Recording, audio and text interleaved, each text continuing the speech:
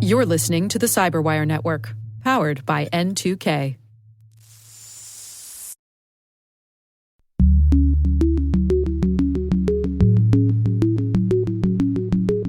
We need to establish norms and red lines that should you cross this line, there will be reaction, and the reaction will cause pain. Hello, everyone, and welcome to Caveat, the CyberWire's privacy, surveillance, law, and policy podcast. I'm Dave Bittner, and joining me is my co-host, Ben Yellen from the University of Maryland Center for Health and Homeland Security. Hello, Ben. Hello, Dave. On this week's show, Ben digs into the NSO Group Pegasus spyware controversy. I look at a Catholic priest being outed through de-anonymized mobile device data. And later in the show, my conversation with Anup Ghosh, the CEO of Fidelis Cybersecurity. We're going to be discussing his views on the private sector hacking back. While this show covers legal topics and Ben is a lawyer, the views expressed do not constitute legal advice. For official legal advice on any of the topics we cover, please contact your attorney. And now, a word from our sponsor, SpyCloud, the cybercrime analytics leader.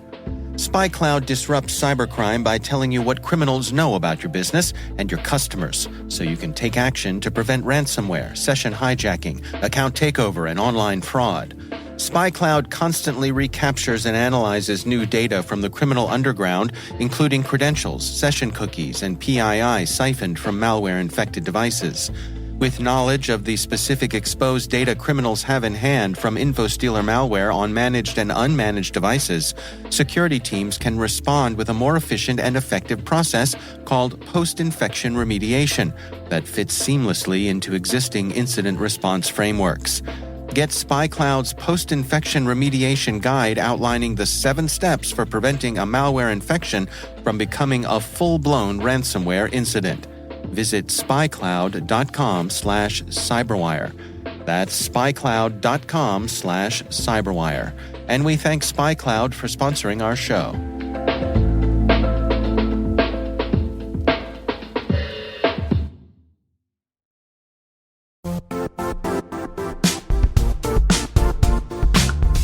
Now, a word from our sponsor, the Johns Hopkins University Information Security Institute, currently seeking qualified applicants for its innovative Master of Science in Security Informatics degree program. Study alongside world-class interdisciplinary experts and gain unparalleled educational, research, and professional experience in information security and assurance. Interested U.S. citizens should consider the National Science Foundation's CyberCore Scholarship for Service program, which covers tuition and a $6,000 annual professional development allowance, as well as providing a $37,000 additional annual stipend. Apply for the scholarship and the fall semester by March 1st. Learn more at cs.jhu.edu/MSSI.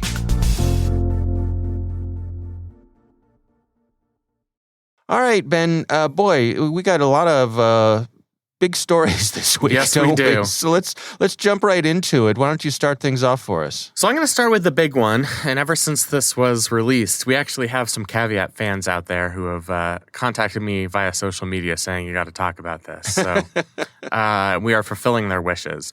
So a big story came out this week from a bunch of news sources. I'm using an article from the New York Times written by Ronan Bergman and Patrick Kingsley. Israeli spyware maker is in spotlight amid reports of widespread abuses. So data that was leaked to a bunch of different news organizations through a consortium suggests that a bunch of different countries, including some very repressive governments around the world, are using Pegasus. That is a cyber espionage tool developed by NSO, which is a Israeli cybersecurity, cyber surveillance company. And so there are some major downstream effects of this story. First and foremost, we now know that this spyware has been used on journalists from countries as diverse as Azerbaijan, France, Hungary, India, and Morocco. So all different levels of countries at all different levels of development have experienced the use of this cyber surveillance tool, and it's been used for very, I think, dangerous purposes, tracking journalists, trying to quash dissent in totalitarian countries. NSO and the Israeli government have pushed back against this story. NSO itself categorically, denies the allegations. And, they've been pretty forceful in denying it, saying that they don't know where this list came up with of all of the contacts or all of the devices on which the spyware has been installed. And the Israeli government has said that they don't really have enough time. They haven't had enough time to react to the story, to investigate it, to figure out what the truth is. Yeah, NSO says that they sell these tools for use to help fight against things like terrorism. But once it's out of their hands, they have no control over how these governments use the tool. Right.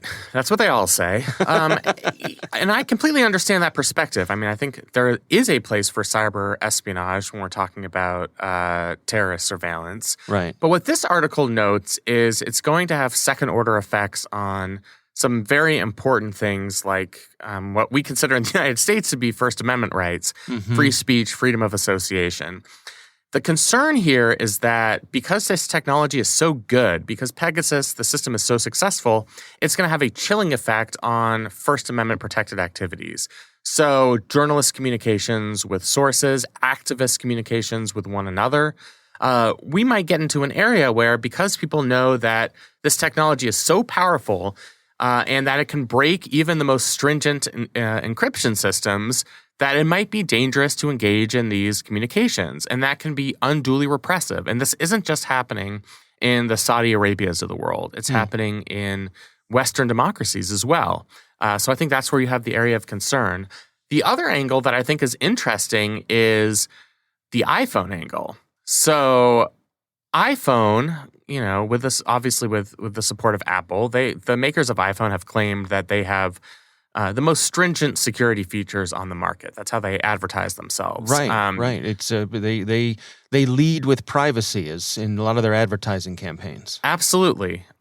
Basically, we are the industry leaders in privacy. You can feel safe that even the most nefarious actors aren't going to break into these devices. We now found out, and as part of this Pegasus leak, and this comes from the Washington Post, that 23 separate Apple devices were successfully hacked as part of Pegasus. And that exposes significant flaws in iPhone security. And where this has a political impact and, where this has an impact on people's associational rights, free speech rights, is people are running out of places to communicate privately. And the ability to communicate privately is very important to sustaining a democratic system of government, of holding powerful authoritarian governments in check, et cetera, et cetera. And so if they are able to breach iPhones, which are constantly being updated with significant new security features, and and if they're able to break into certain encrypted messaging applications, then we know that the reach of this spyware program is much larger than we previously knew. We also know, now we have lists of, at least alleged lists of people whose devices have been spied as part of this NSO spyware. And it's prominent individuals. We have articles now of prominent activists.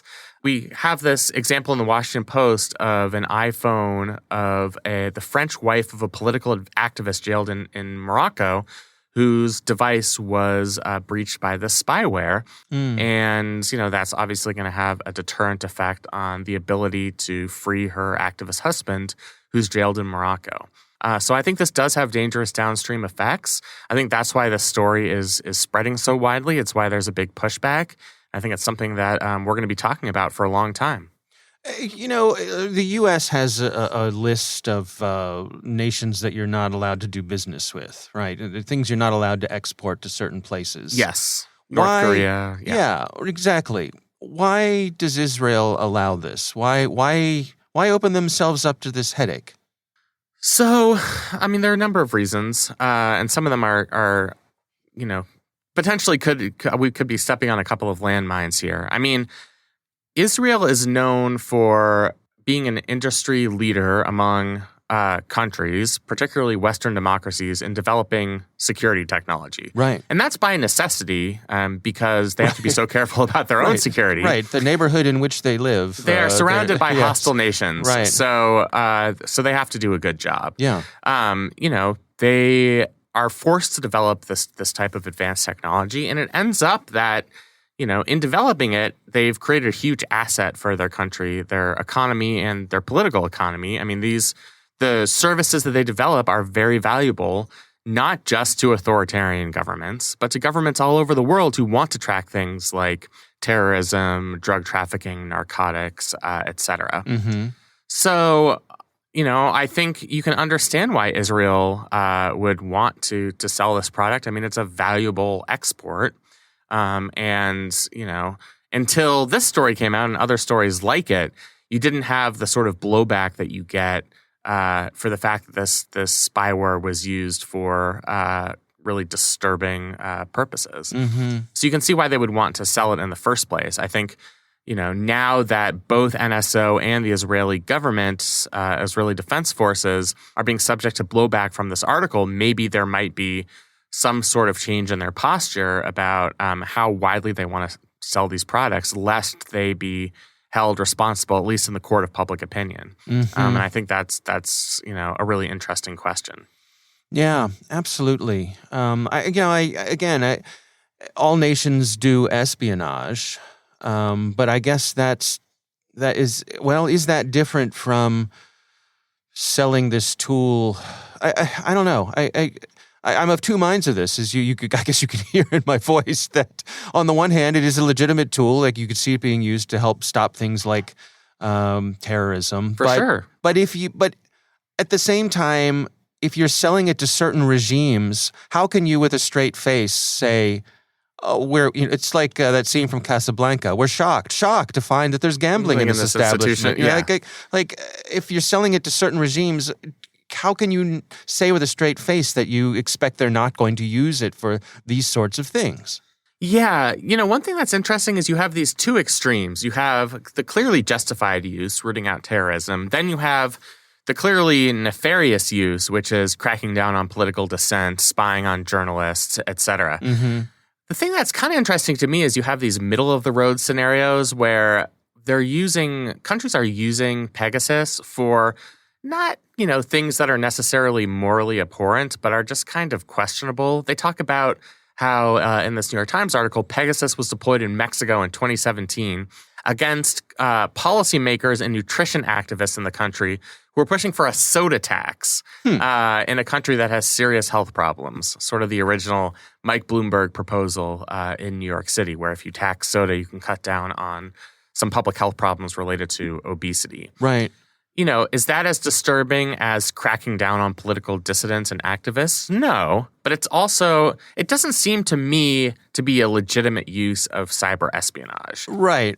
It's like calling up your buddy who's a police officer and asking him to run the plates on a car. Like, yeah, you're basically describing the Van Buren case, but yes. Right. Yeah. Right. Yeah. I mean, it's a misuse of because the tool is so casually available.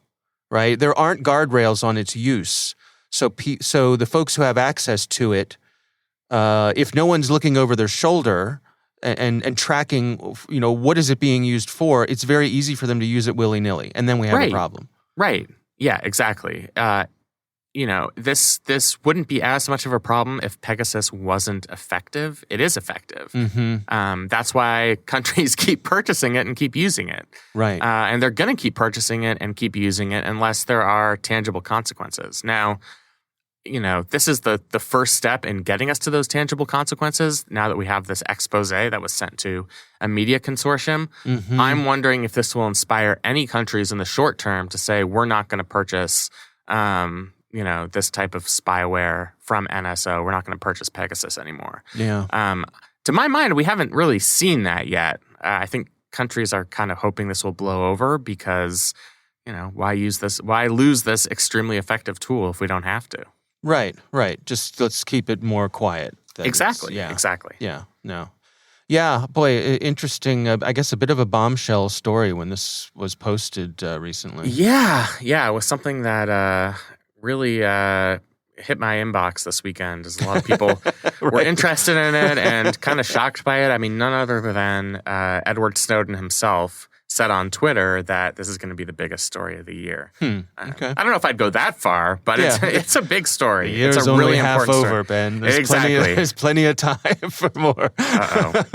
I know. Be careful what you ask for. We should not jinx ourselves. Yeah, right. Yeah. Don't tempt fate. Exactly. Yeah. All right. Well, we'll have links to that story in the show notes for sure. My story this week comes from the Washington Post, written by Michelle Borstein, Marissa Iati, and Anis Shin. And it's titled, Top U.S. Catholic Church Official Resigns After Cell Phone Data Used to Track Him on Grindr and to Gay Bars. This is a fascinating story about a publication, a journalist with an organization called The Pillar, who was able to buy mobile app data from a data aggregator, from a company who sells this sort of thing. Which they are allowed to do. Yep. Nothing illegal about that.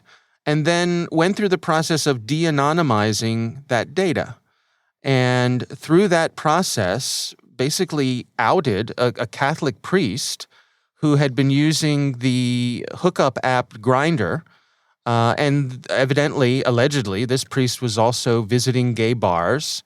So as we go through this, I want to be really careful that we're not, kink shaming or anything like that, for the priest himself. Right. The story is about an invasion of privacy. It's not about the priest himself. Right. Now, the priest has resigned because obviously, if these allegations are true, that runs afoul of the commitments he's made as a priest and, that sort of thing. So that is a part of the story, perhaps a bit salacious part of the story, I suppose.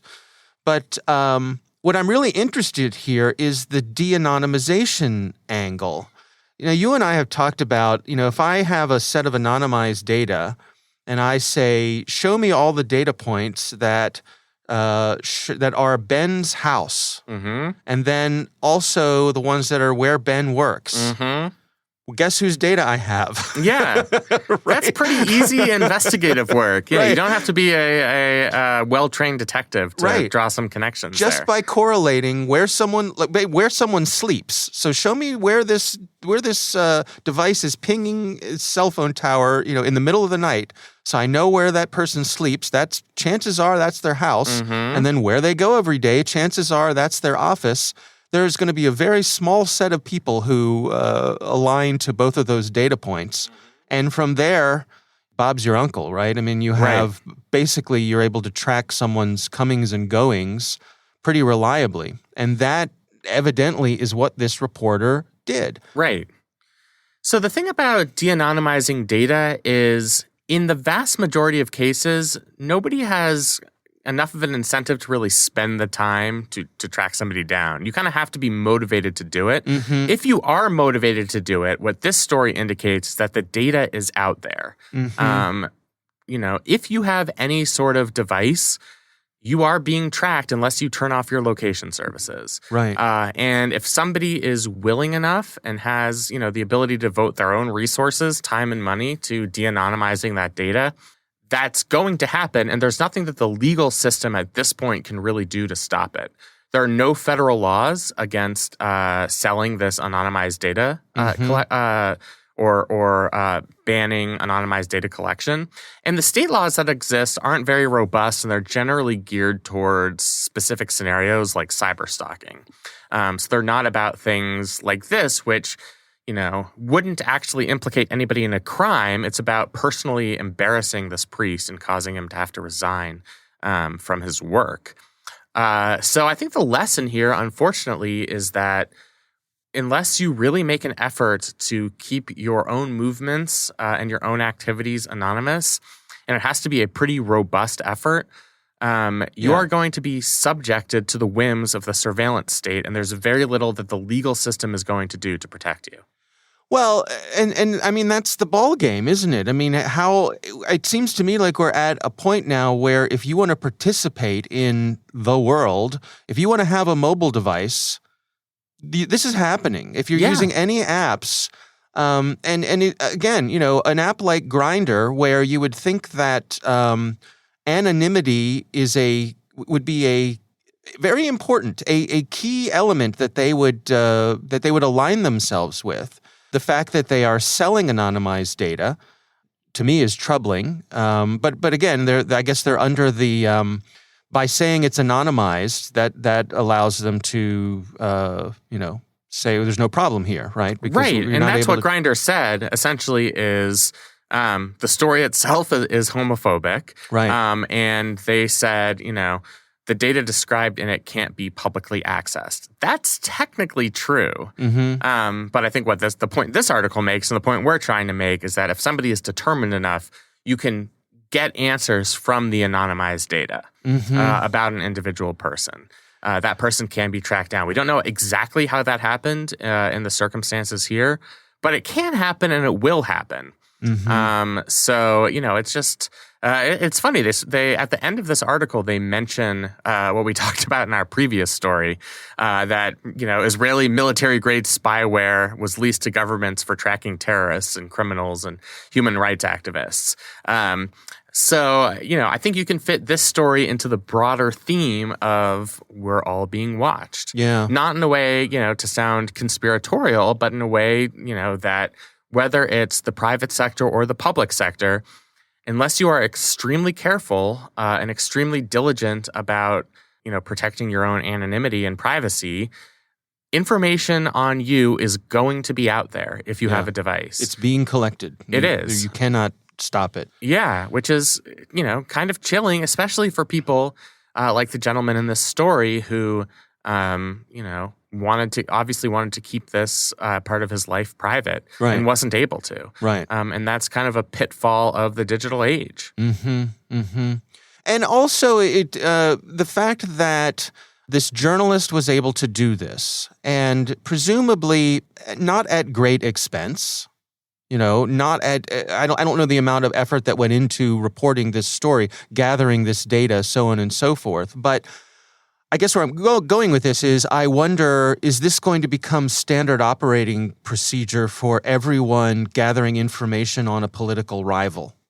Where were you on the night of such and such, Senator? Right? Yeah. If it's easy to do, or comparatively, it doesn't take a whole lot of money, time, or resources to do something like this.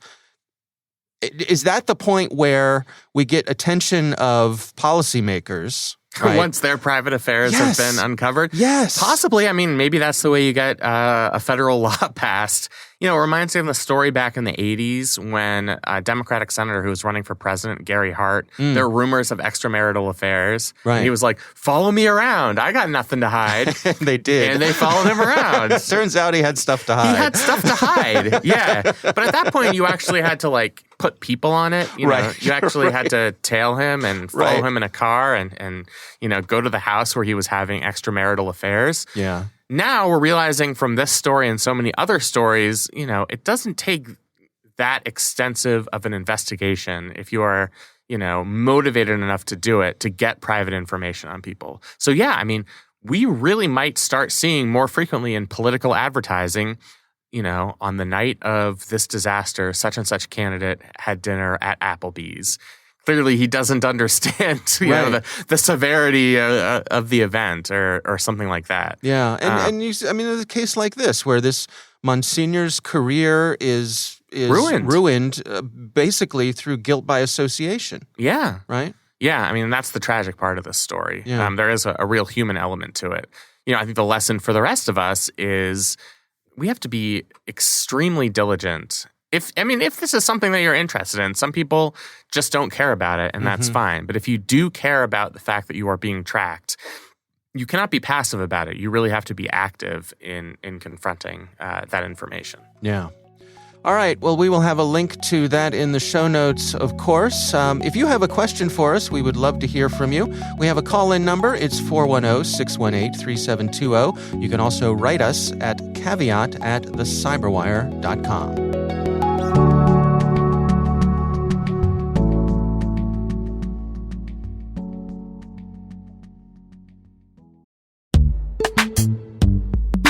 This episode is brought to you by Palo Alto Networks, the leader in cybersecurity. As AI-driven attacks increase, organizations can't afford to have network security that's stuck in the past.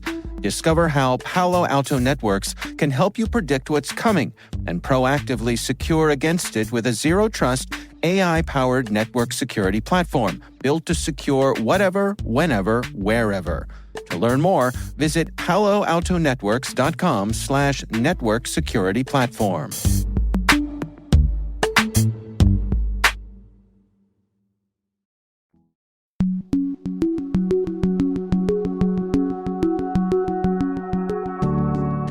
Ben, I recently had the pleasure of speaking with Anup Ghosh. He is the CEO of Fidelis Cybersecurity. And our conversation centered on this notion of hacking back and whether or not that is a good idea in the private sector. Here's my conversation with Anup Ghosh. Hacking back has been something that has been discussed, actually a phenomena that we've seen over the last 2 decades.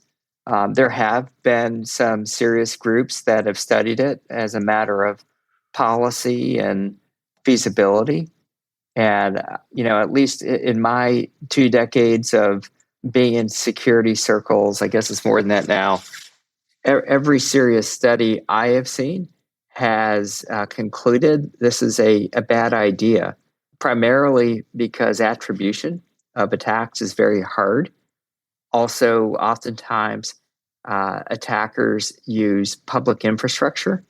And so when you're hacking back, you're more likely hurting someone else other than whom you might intend. And finally, the consequences of escalation can go very badly for victims. So, from a policy perspective, this is a bad idea. And I think anyone who's studied it has reached the same conclusions. Can we just get down to some of the real basics here? I mean, in general, what are folks talking about when they refer to hacking back? Well, I think what's really spurred the recent discussion is ransomware, right? And it is understandable when all of your, personal files, including photos, might be encrypted and therefore lost. If your entire business has been essentially shut down because of a ransomware attack, you certainly will feel very strong emotions about getting back at the perpetrators who have really taken over your life. So I think it's a very emotional reaction, not to mention the fact that they're actually holding it ransom for money, and sometimes a considerable amount of money. So it really is adding a lot of pain to this scenario. What are the comparisons to, sort of real world crimes? If someone were to kidnap someone or someone were to, physically restrict access to a space or a business or something like that, Sure. There would be real world reactions there. Yeah, I think we do have real world analogies here that hold up to some extent. So, for example, think about someone breaking into your house, robbing you, and then later you actually find out, or you think you find out who it is, right? Well, you might be tempted to go and try and get back your stuff and maybe cause some pain on that person. We know, first of all, this is illegal. Second, vigilantism typically doesn't end well, right? And so, for these reasons, we do have law, we do have a justice system and law enforcement. And the same holds true in the cyber domain. We might think we know who got at us, but chances are we really don't. And anything we attempt to do against the adversary outside of our own networks can end badly, just like it might in the real world. Yeah, it strikes me too that, even though we have robust laws for defending your homestead, for example, the castle doctrine, you're not allowed to have booby traps all around your property. That sort of thing isn't allowed.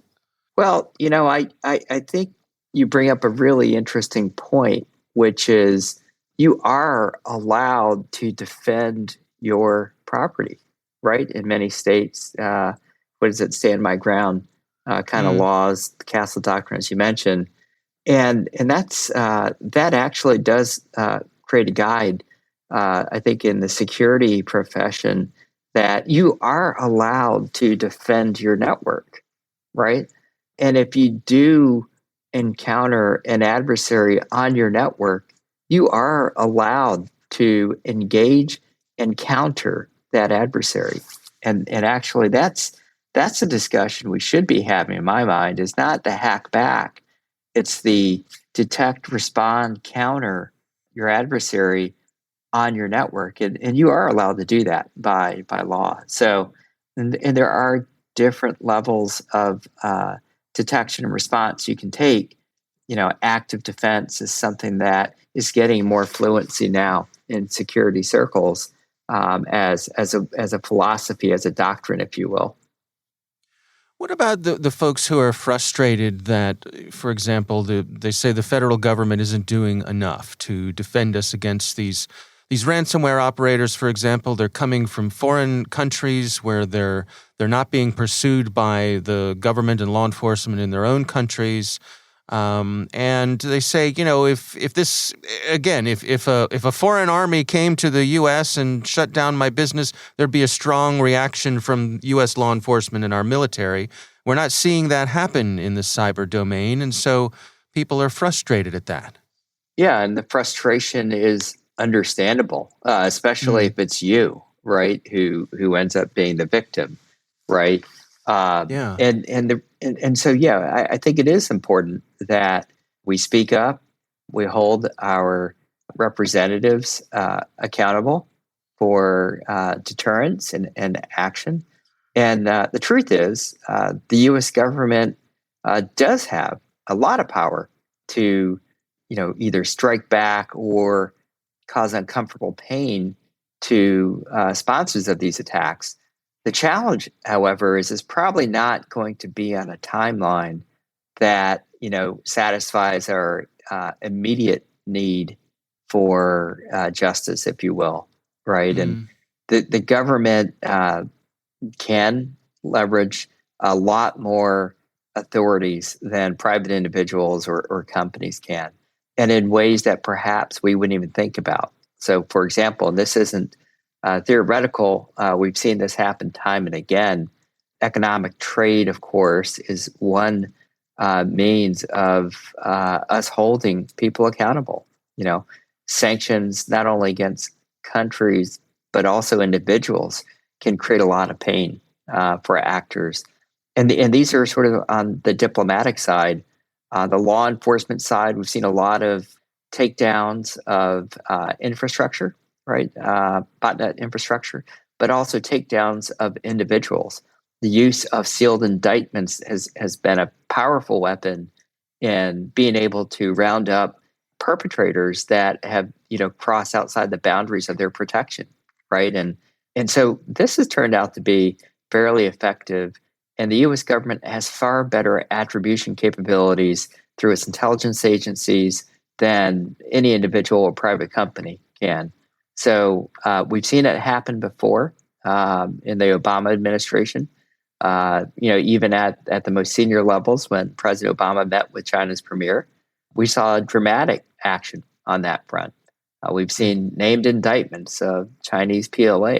So there are measures that can be taken that are far broader than what individuals or companies can take in the U.S., and we just need to make sure that our government is focused on that.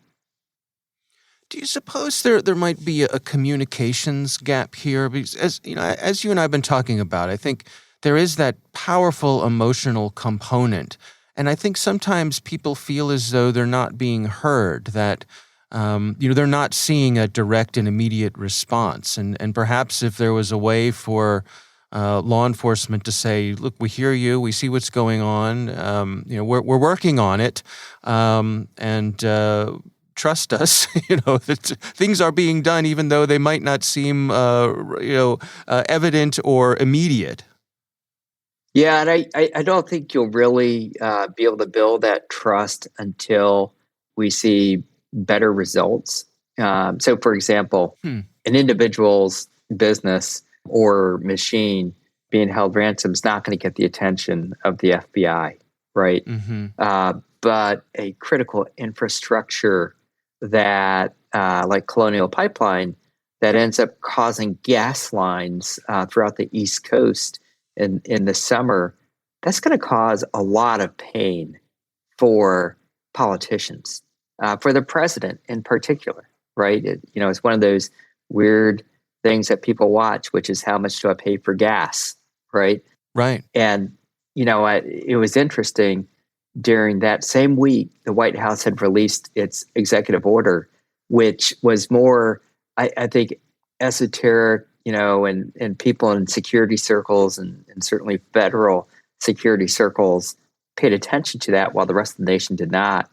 That same week was when the Colonial Pipeline ransomware made news. And that my reaction was, this is more likely to get action than the executive order, just because of the price of gas going up and people staying in gas lines. It actually creates real political pain for the president. And we have seen some stronger words come out recently from the Biden administration that it will hold Russia accountable. And I think that is the right strategy going forward, which is, look, foreign governments that are harboring criminals can only say, for so long, we're not responsible, because perhaps they're implying these are private individuals or contractors. But the reality is, oftentimes they are intelligence agencies. And even when they are private individuals, they're operating under the sanctuary set up by these foreign regimes. And that part has to end. That cannot be tolerated. And we have to make that clear. And more to the point, we need to establish norms and red lines, right? And that, I don't think that's been that effective, right? So what is acceptable hacking, if you will? I put that in quotes. Right? And what is unacceptable, that should you cross this line, there will be reaction, and the reaction will cause pain. And we have, a series of escalation capabilities that will seriously hurt you, right? And that doctrine, if you will, has not been made real clear. And therefore, actors, foreign governments feel free to continue to allow the activity to happen. Yeah, it seems to me like you think about a demonstration of capabilities, but then you have the danger of escalation, right? Yeah. And I do think that Russia, China, other foreign governments have an understanding of the U.S.'s capability in this area, and it's number one, bar none, right? Are we willing to demonstrate that capability, to do a demonstration in order to flex? Reality is we're not, because doing so would burn our methods, right? And then we wouldn't be able to use them at a future time. But what is powerful, I believe, is some of the law enforcement actions, right? That can actually, if you can get to the right folks using both sort of traditional criminal investigations, which turn out to be very powerful in this fight, as well as cyber forensics and cooperation with private companies, particularly ones that control infrastructure. That sort of private-public cooperation is a linchpin to being able to identify who are the perpetrators behind, and then it is up to the U.S. government to take action. And we have seen this before, right? And it needs to be organized, and it needs to be made clear when you take certain actions, there will be certain reactions that are far more uncomfortable. People use the word proportionate, but it has to be a little bit disproportionate, to be honest, to get to have that deterrent effect.